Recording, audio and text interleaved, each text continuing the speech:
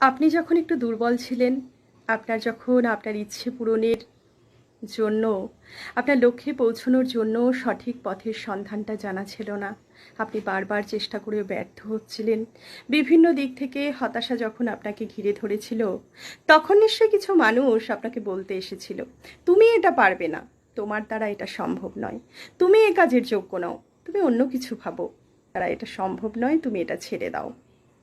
আর তখন নিশ্চয়ই আপনার খুব রাগ হয়েছিল, আপনার মনে হয়েছিল যে না, আমি এটা করতে পারবো, এবং আপনার মনে হয়েছিল যে আমি এটা করে একদিন এই মানুষগুলোর তাদের কথার যোগ্য জবাব দেব।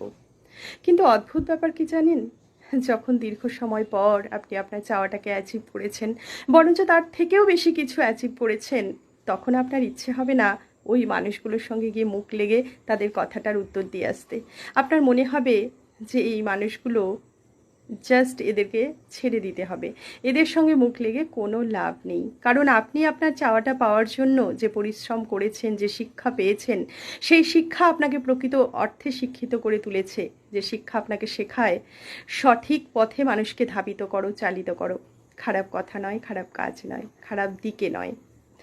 সুতরাং তাই আপনার আর ওই মানুষগুলোর কথার উত্তর দিতে এখন আর ইচ্ছে করবে না। ভালো থাকবেন সকলেই।